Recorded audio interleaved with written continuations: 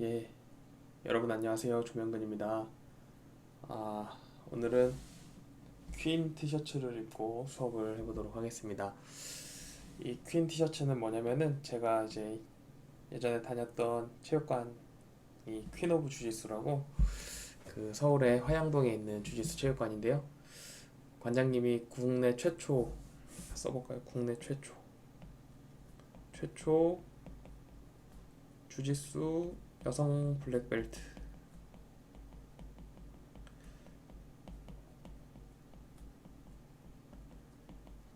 국내 최강자시죠. 그래서 이렇게 받으신 분이어가지고 이분 밑에서 제가 이제 2년 운동을 했습니다. 그래서 2년 한 4개월, 3개월 정도 운동을 했고 여기서 이제 배우면서 주짓수에 대한 꿈과 희망을 키워나가서 지금까지 운동하고 있죠. 지금은 이제 여기 그 아산에 이사 오게 되면서 제가 퀸오브 주짓수에서 운동을 계속하지 못하고 그 천안 아산에 있는 지역에서 운동을 하고 있습니다. 네, 이 얘기를 제가 왜 하고 있죠? 네. 오늘은 그 교사라는 거에 대해서 한 번 더 살펴보고 그 교직이라는 것이 어쨌든 교사에 대한 일이잖아요. 그래서 조금 살펴보고 그 다음에 이제 이야기를 진행을 해보도록 하겠습니다. 아, 우리가 이제 직업을 가지잖아요. 직업으로서의 교사를 의미하는 건데 직업을 가질 때 직업이라는 거는 여러분 혹시 그 매슬로우의 욕구 단계 이론을 들어보셨나요? 매슬로우 욕구 단계 이론이라는 게 있습니다. 그 매슬로우라는 사람이 이렇게 쓰죠. MASLW. 이 매슬로우라는 사람이 욕구 단계 이론이라는 걸 만들었는데 1단계가 뭐죠? 1단계가 그 먹는 거에 대한 거 뭐 이런 1차적인 욕구고 2차가 인정의 욕구고 아니 2차가 그 저기 뭐 안전에 대한 욕구고 3차가 뭐 인정에 대한 욕구고 쭉 올라가서 제일 고차원에 있는 요 부분이 뭐였죠, 여러분? 배워보신 적이 있을 거예요. 여기가 이제 자아 실현의 욕구라고 하죠. 현대로 오면서 직업이라는 것이 가지는 그 위치가 굉장히 이제 달라졌습니다. 과거에는 살펴보면 과거에는 우리가 가질 수 있는 직업이라는 것이 굉장히 한정적이었어요. 한정적이고 또 그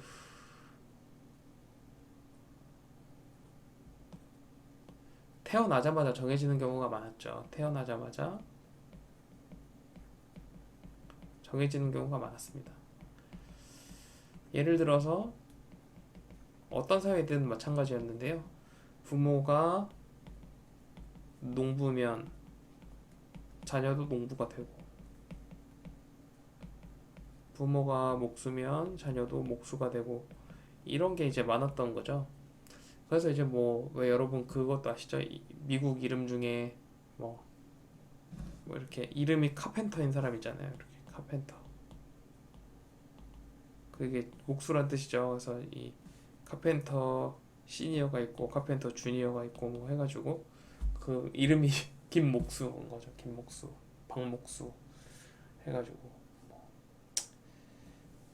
예, 재미가 없었다면 죄송합니다. 그 이제 과거에는 이런 신분제 사회 속에서 이 부모의 직업이 그대로 자녀에게 오는 경우도 많았고 또 과거의 사회는 어떤 사회였죠? 이렇게 생긴 봉건제 사회였죠. 봉건제 사회여가지고 이 위에 왕이 있고 이 밑에 귀족이 있고 그 밑에 이 귀족을 먹여 살리기 위한 다수의 그 평민 계층이 있었죠. 이 평민 계층들이 그 열심히 일을 해서 이 사람들을 이제 먹여 살렸습니다.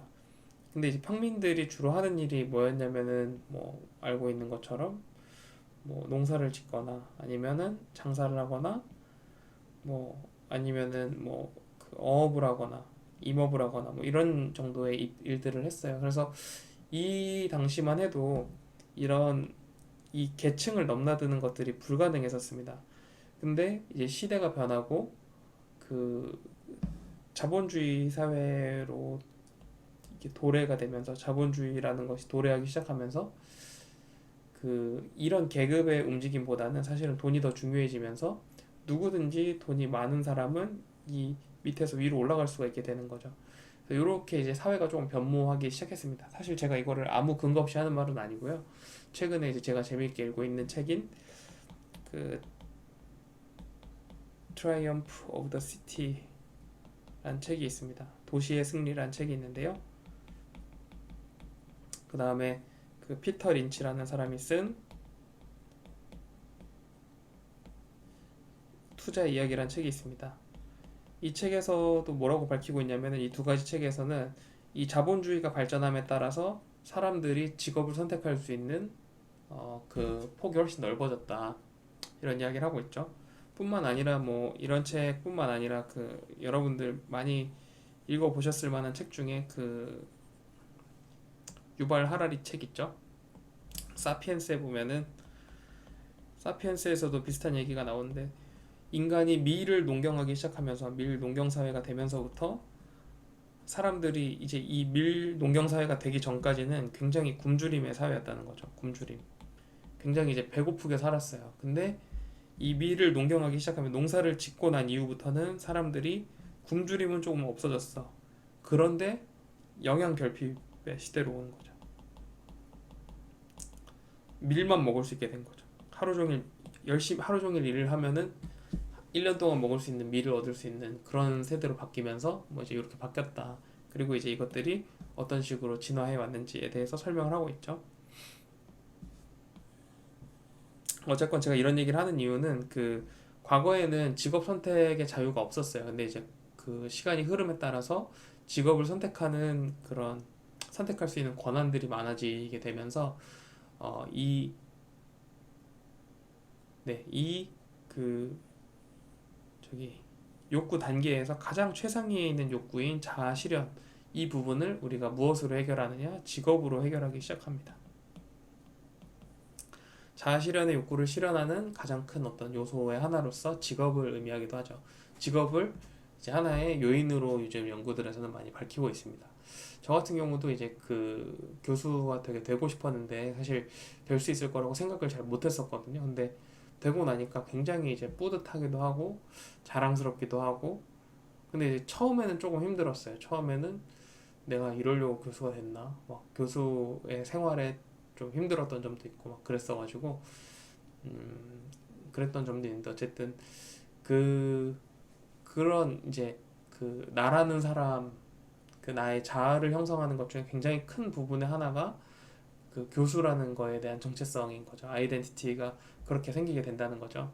근데 이제 우리가 교사라는 직업을 말을 할 때도 이 교사라는 직업이 결국에는 우리가 살아가는 사람들의 대부분이 그렇게 대답을 할 거란 말이죠. 자기 직업이 자기 정체성인 사람들이 굉장히 많거든요. 그래서 이제 이 교사라는 직업을 어떤 관점에서 볼 것인가에 대한 이야기들을 간단하게 조금 나눠보려고 합니다. 서론이 길었죠. 예, 그 교사라는 직업을 보는 관점에는 크게 세 가지가 있습니다. 첫 번째로는 그 성 성직 성직이다. 여러분, 성직이라는 말이 뭐죠? 이때 아이고, 성직이라는 말을 쓸 때 쓰는 단어가 주로 이 영어에서는 vocation이라는 단어를 쓰죠. vocation이라는 단어가 여러분 뭘로 번역된다고 알고 계시나요? 이게 직업이긴 한데 보통 천직이라는 단어로 많이 어, 그 번역을 하죠. 그래서 이 천이라는 게 뭐죠? 하늘천, 직업, 직자죠. 그래서 하늘이 내려준 직업이다. 이 사람에게 하늘이 부여한 직업. 그거를 이제 천직이라고 보는 관점인 거죠. 또 하나의 관점은 이제 그 노동자의 관점으로 보는 직업이 있습니다. 노동자. 이 노동자의 관점으로 보는 게 이제 뭐 잡이라던가 뭐 이런 걸 쓰죠. 그래서 이렇게 이 노동자로서의 어떤 권리를 이야기하는 게 이제 그런 관점으로도 보고요. 또 세 번째 관점으로는 전문가로서 보는 관점이 있습니다. 이거는 이제 엑스퍼트로서의 관점을 보는 거죠. 하나씩 설명을 해볼게요. 이 성직이라는 거는 살펴보면 어떤 거냐면, 아까 설명했듯이 하늘이 나한테 이제 내려다 준 직업이라는 거죠. 성직이라는 게 하늘로부터 온 직업을 성직이라고 하는 거죠. 이 성스러운 직업이라는 뜻입니다. 그래서 이 그 교사라는 직업은 하늘로부터 온 직업이다. 왜 이렇게 이야기하냐면 이 여러분들 우리들이 이제 흔히 오해하는 것 중에 하나가 학교 교육이라는 것이 굉장히 오래되었다라고 생각하지만 이거 국내에서는 1990년대 이거 1990년대래. 국내에서는 1900년대 들어서면서부터 처음 시작되기 시작한 게 이제 공교육들이 시작되기 시작한 거죠. 근대적인 학교가 들어온 것은 1920년대 정도의 일제 시대를 통해서 우리나라 강제로 이제 그런 문물들을 받아들이기 시작하면서 근대화가 되기 시작한 거죠. 그래서 그런 부분들이 있습니다. 그래서 학교 교육이라는 게 우리가 되게 이제 오래됐다고 생각하지만 사실은 이게 이제 그 유래가 짧아요. 그래서 비단 이 한국뿐만 아니라 그 유럽에서도 마찬가지고요. 유럽에서도 이런 학교들이 있었지만 과거에는 어떤 귀족들 대상으로 했던 수업이 많았습니다. 그래서 여러분들 뭐 그 클래식 음악 같은 것도 좋아하시면은 클래식 음악가들 있죠. 뭐 베토벤이나 뭐 모차르트 이런 사람들도 사실은 그 사람들을 후원해주는 귀족들을 위한 콘서트 피아니스트였다. 뭐 그런 얘기도 있고 또 뭐 그 사람들의 음악 교사였다. 뭐 이런 얘기들도 있죠. 그래서 이 주로 이제 귀족들을 이런 문화가 있었고 이런 우리가 생각하는 이런 공교육 제도 같은 것들은 사실 1800년대에나 들어서야지 나오는 뭐 그런 개념입니다. 그래서 이 전까지는 교육이라는 것을 어디서 주로 담당을 했는가를 살펴보면은 사실은 이 그 산업혁명이 일어나기 전 세대까지는 굉장히 좀 이 교육이라는 걸 담당하는 곳이 주로 마을이나 아니면 교회가 주로 이런 역할을 담당했었죠. 종교에서 이런 역할들을 담당을 했었죠. 여러분 교회나 성당에 가보시면은 그 혹시 예배나 미사를 드려보셨다면은 이런 걸 이제 보신 적이 있을 거예요. 이렇게 종이 딱 있습니다. 종이 딱 있어가지고 이 종을 땡 치면은 사람들이 일어나고 땡 치면 앉고 땡 치면 일어나고 땡 치면 앉고 계속 일어났다 앉았다 일어났다 앉았다 하면서 예배나 미사를 드리는 것을 볼 수가 있죠.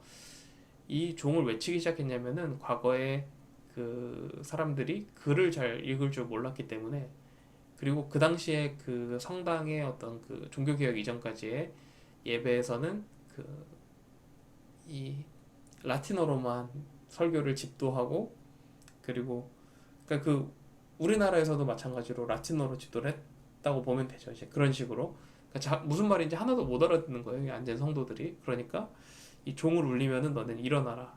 종을 울리면 앉아라. 이렇게 이제 알려준 거죠. 그래서 이런 식으로 이제 종이 이제 그런 식으로 역할을 했고 성당 같은 데 가보면 천장에 스테인드 글라스로 막 예쁘게 그림 같은 게 막 그려져 있는 게 있잖아요. 이 그림은 어떤 역할을 했었냐면은 이 사람들이 당시 글을 읽을 줄 몰랐기 때문에 지나가면서 이 그림을 보면서 이 성당에 계신 사제분들이 설명을 해주는 거지. 그림을 보면서 마치 그림 동화처럼 요 그림을 보면서 설명을 해준 그런 얘기들이 있습니다. 이걸 통해서 어떤 역사, 기독교의 역사라던가 아니면 어떤 문화라던가 그런 신적인 교리들, 신앙 교리들을 가르쳤다고 알려져 있습니다. 그러니까 이제 그 이 학교 교육이라는 게 들어오는 게 별로 오래되지 않았다는 거죠. 그래서 요 그 성직의 개념을 조금 보면은 이 교직이라는 것이 하늘로부터 받은 것이다. 그렇기 때문에 여러분 어떤 느낌이 드나요? 굉장히 사명감을 가지고 일을 하는 사람들이겠죠. 사명감이 높고 이렇게 보는 거죠. 이 개념 자체를. 그리고 이게 굉장히 신성한 것이고 교직이 되게 신성한 것이다. 이런 거죠. 제가 교생을 나갔을 때 저는 당시에 이제 교직의 뜻이 전혀 없었거든요. 교사가 되고 싶은 마음이 하나도 없었는데 졸업을 하기 위해서 교직을 했어야 됐어요. 교생 실습을. 근데 제가 당시에 그 행동주의에 빠져 있었거든요. 이 행동주의라는 것을 학교에서 배워가지고 이 행동주의에 빠져 있었습니다. 행동주의가 뭐죠? 이 SR 이론이라고 하죠. Stimulate Reaction. 그 파블로프의 개 실험 그런 거를 보는 게 바로 이 행동주의거든요. 그래서 뭐 자극을 하면 리액션이 오고 이런 거예요. 그래서 뭐 잘하면 칭찬해주고 못하면 때리고 막 그런 거 있잖아요. 제가 이제 이 당시에 그런 이런 거에 이제 빠져가지고 이제 제가 남중에서 교생을 했는데 그런 거 있잖아요. 이렇게 교실에서 앞에서 이제 수학을 가르쳐 줘요. 제가 수학 교생으로 나갔었거든요. 수학을 이제 수업을 하면은 학생들이 이제 막 수업을 듣다가 답을 말할 거 아니에요. 그러면은 이제 여선생님들 같은 제가 했던 그 저랑 같이 교생을 했던 사람이 총 6명이었는데 저 빼고 다 이제 여자 교생들이었어요. 근데 이 여선생님들은 학생들이 잘하면 착하다 이렇게 칭찬해주고 뭐 사탕 같은 거 주고 이렇게 하시더라고요. 잘못했으면은 일어나 있으라고 하고. 근데 이제 제가 볼 때는 그런 건 전혀 제 남중으로 나갔거든요. 제 모교로 나갔어가지고 이게 전혀 상벌의 효과가 없다. 저는 이렇게 느끼고 제가 이제 이렇게 했습니다. 맞추는 사람 내 500원 준다. 틀리면 엎드려 버쳐 있는다. 이렇게 했죠. 교생인데 그랬더니 이제 애들이 막 신난 거죠. 막 끝나고 난 다음에 저한테 500원 받으러 오고 막 그런 애들이 이제 있었습니다. 근데 이 장면을 목격한 동료 교장 선생님이 이걸 딱 보더니 저한테 노발대발 화를 내면서 이 신성한 교직을 무시하지 말아라. 이렇게 이제 이야기를 하셨습니다.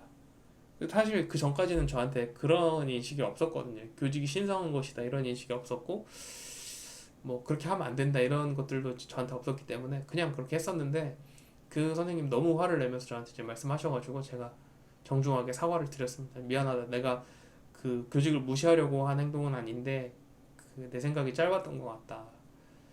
그래서 이제 정중하게 사과를 하고 그 다음부터 이제 좀 더 교육적인 방법으로 학생들을 가르쳤습니다. 근데 이제 그 학생들은 확실히 더 자극적인 걸 좋아하긴 하더라고요. 현금을 받으니까 더 좋아하는 그런 측면이 좀 있었습니다. 어쨌든 이제 그런 것들을 하는 게 이제 그 선생님이 가지고 있던 그런 태도가 어떤 성직이라고 볼 수가 있겠죠. 성직의 자세. 그래서 이런 교사들이 가질 수 있는 어떤 태도나 이런 것들에는 성실. 왜냐면 이거를 내가 그렇게 나는 그 당신은 사랑받기 위해 태어난 사람처럼 나는 교사하기 위해 태어난 사람으로 태어났다 이렇게 생각하는 사람들인 거죠.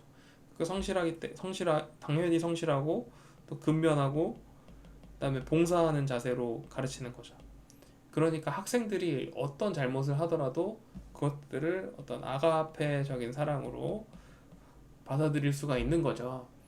이 학생들이 나한테 뭐 이렇게 한다고 해서 내가 그것들을 용서하고 솔직히 이제 우리가 생각하는 참 스승이다 라고 하는 사람들 우리가 우리의 수고를 이렇게까지 쏟아서 저 학생을 살려야 하나 라고 드는 생각이 들 만큼의 학생들을 위해서 헌신하는 사람들 이런 사람들은 이제 이거를 성직이라고 생각을 하는 거죠. 근데 이런 분들의 또 특징이 뭐 윤리적이다 도덕적이다 이런 것도 있고 또 청렴하고 절제하고 말 그대로 어떤 한 명의 종교인을 보는 것 같은 그런 태도를 의미하는 거죠. 그래서 그 김수환 추기경님 아시나요, 여러분?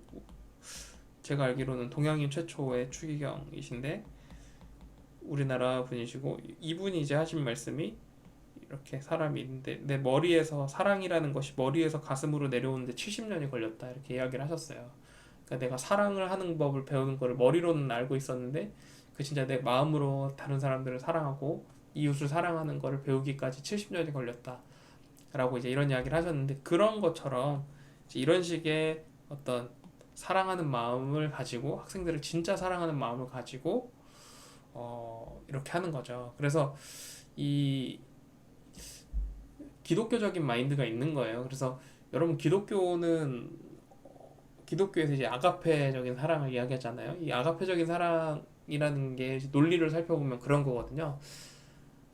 그 종교개혁 이후에 그 사랑이라는 것에 대해서 그러니까 그 이신칭의라는 것이 있습니다. 그러니까 그 과거에는 어떤 행실을 통해서 구원을 받는다. 행실을 통해서 천국에 갈 수 있다. 이런 개념이었다면은 행실이나 아니면은 그 고해성사 같은 걸 통해서 천국에 갈 수 있다. 이렇게 이제 개념을 가지고 갔었다면 이 종교개혁 이후에 마르틴 루터 이후에는 이신칭의라는 개념, 이신칭의. 그러니까 그 믿는 것 대가 없이 천국에 갈 수 있다는 거예요. 왜냐면 내가 죽어야 할 죄 이거를 대신 속죄를 받은 거죠. 왜냐면 그 예수님이 십자가에 달리신 거를 이렇게 표현하는 거거든요. 내 죄를 대신해서 죽었다. 여러분 이런 개념들은 들어보셨죠? 그래서 이게 대신 죽은 거라는 거죠. 예수님이 나 대신 죽었기 때문에 나는 죽을 필요가 없는 거예요. 그 사실만 믿기만 하면. 그래서 이제 이런 개념으로 가는 거죠. 그러니까 그 내가 내 돈 내고 뭐 요즘 내돈내산 그런 게 유행이잖아요. 내돈내산 한 게 아니니까 내 돈 내고 구원을 받은 게 아니고 공짜로 받은 거잖아요. 물론 공짜가 아니라 예수님의 피로 이거 받은 거잖아요. 그러니까 거저 받았으니까 거저 줘도 된다는 거예요. 내가 공짜로 받은 거랑 공짜로 나눠줄 수 있다는 거죠. 그게 이제 이 아가페의 개념입니다. 내가 거저 받은 것을 거저 준다. 이런 개념입니다. 교사도 마찬가지로 내가 교사가 된 것은 내 출중함이나 내 능력 때문이 아니라 태어날 때부터 나를 그렇게 찍어놨기 때문에 나를 교사로 부르셨기 때문에 나에게는 교사로서 하늘이 나한테 그 직업을 부여했기 때문에 나는 교사이기 때문에 학생을 위해서 봉사해야 되고 헌신해야 되고 학생들을 사랑해야 된다. 이런 것들을 이제 가지고 있는 게 이 성직의 자세죠. 그래서 이제 여기서 주로 강조하는 개념은 어떤 거냐면 그런 겁니다. 이제 가르침이라는 거는 만남을 통해 이루어진다. 학생과 교사의 만남을 통해서 이루어지고 교사는 학생을 사랑하고 학생은 교사를 존경하는 이 관계 안에서만 가르침이 일어날 수 있다. 진정한 가르침 이런 것들 이제 이야기하는 거죠. 이런 얘기를 들으면 어떤 학생들은 이제 마음이 따뜻해지는 걸 느낄 수 있을 거고 또 어떤 학생들은 무슨 저런 소리를 하냐 이렇게 할 수도 있겠죠. 그럼 이제 다음으로 넘어가 봅시다. 다음은 이제 어떤 거냐면 뭐 저런 소리를 하냐 하는 사람들의 이야기입니다. 이 노동자관을 가진 사람들이죠. 이 노동자 그러니까 이제 그 제가 교회 일을 열심히 해봤는데 교회 청년부 활동을 열심히 했어요. 교회 청년부 활동을 열심히 하다 보면은 꼭 그런 일이 생깁니다. 열심히 하는 사람만 열심히 하고 열심히 아는 사람들은 계속 열심히 안 해. 그래서 맨날 일하는 사람만 일해. 그러니까 힘들어. 그럼 이제 열심히 하던 사람도 열심히 안 하고 옆에서 막 혼수만 두는 사람이 미워져. 그래서 옆에서 막 쟤 때문에 짜증나요. 막 그러면서 울고 막 상처받고 교회를 떠나고 막 그런 일들을 제가 많이 겪었어요. 근데 그런 거를 겪으면서 느끼게 된 거가 바로 이 노동자관이죠. 교회를 너무 열심히 하지 말아라. 이제 제가 이제 그 친구들한테 그렇게 얘기해 줍니다.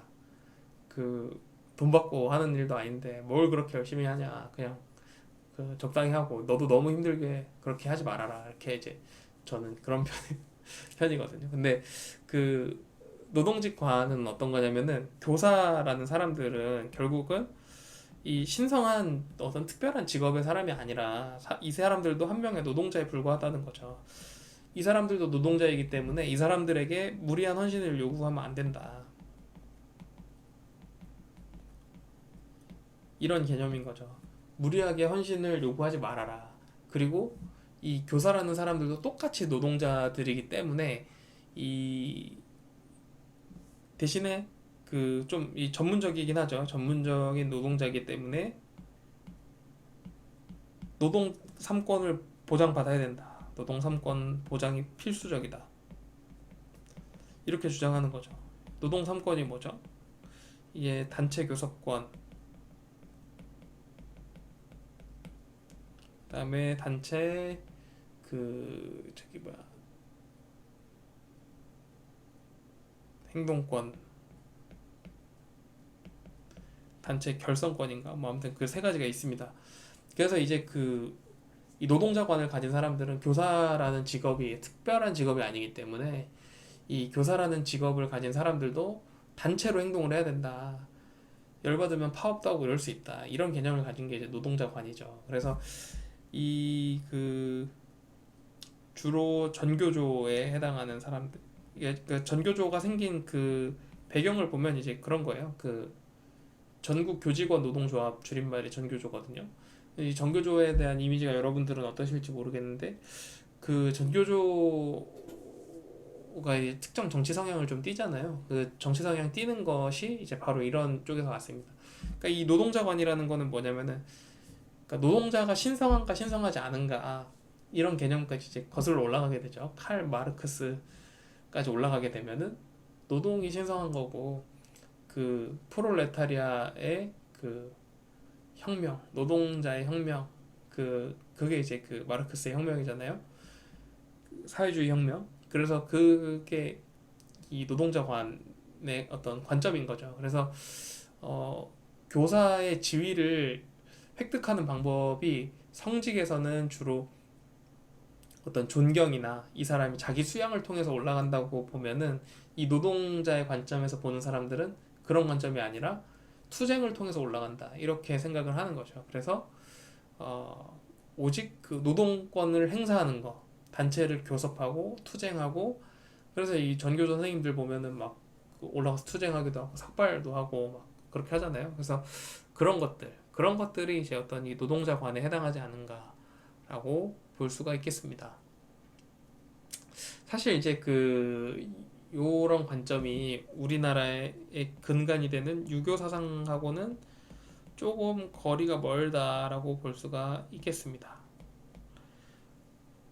이렇게 보시면 될 것 같고요. 마지막으로 이 전문가로서 보는 개념이 있습니다.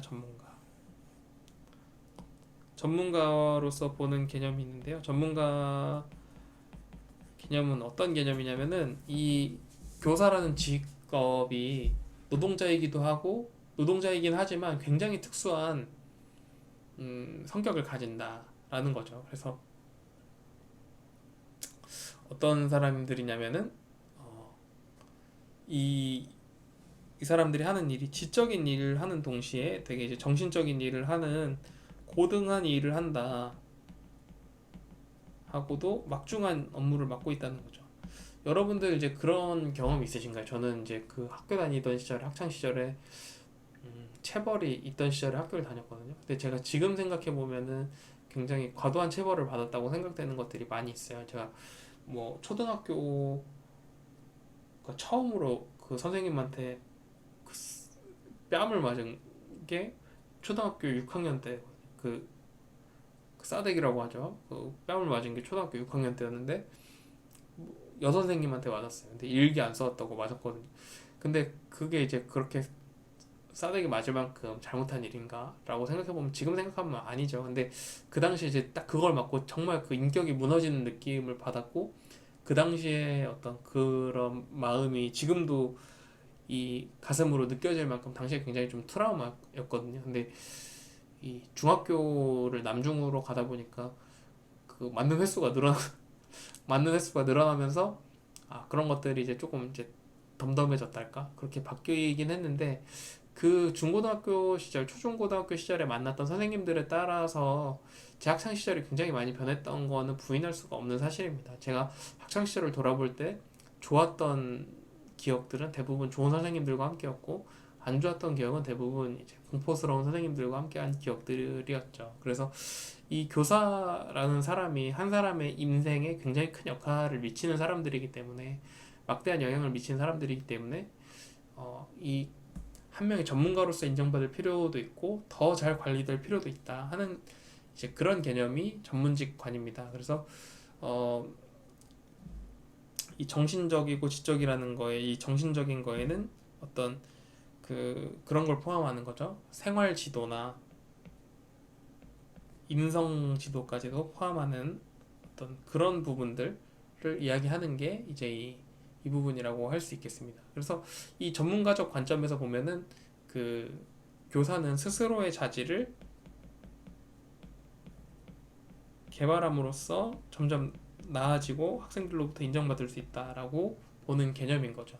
그리고 이 사회 봉사를 하는 어떤 하나의 직군으로서 보는 거고 이 자율성이 굉장히 강조돼야 된다 하는 주장을 하는 사람들인 거죠. 그래서 어떻게 보면 이 전문가로서의 이런 개념을 좀 볼 수가 있겠습니다. 그리고 아까 말씀드렸다시피 한 사람의 그러니까 교사 한 명의 영향력이 굉장히 크기 때문에 정치적인 중립성도 반드시 지켜져야 된다라는 것을 이제 말을 하고 있죠. 그러니까 저는 학교 다니던 시절에 정교조 선생님들 많이 만났는데 정교조 선생님들 같은 경우는 이제 정치적인 성향이 이제 강하시잖아요. 그래서 저는 그 전교조 선생님들하고 막 전교조 선생님들한테 혼나기도 많이 혼나고 뭐 아무튼 그랬습니다. 근데 이제 그런 식으로 영향을 많이 미칠 수 있기 때문에 학생들에게 영향을 많이 미칠 수 있기 때문에 정치적으로 중립을 지켜야 된다라는 이야기를 하시는 분들도 있습니다. 예, 여기까지가 어떻게 보면은 이 교사를 하나의 직업으로서 보는 여러 관점들에 대한 소개라고 볼 수 있고요. 이후에는 학교에서 그 어떤 역할을 해야 되는지 학교에서 그 학교라는 곳이 어떤 공간인지에 대해서 조금 더 살펴보도록 하겠습니다.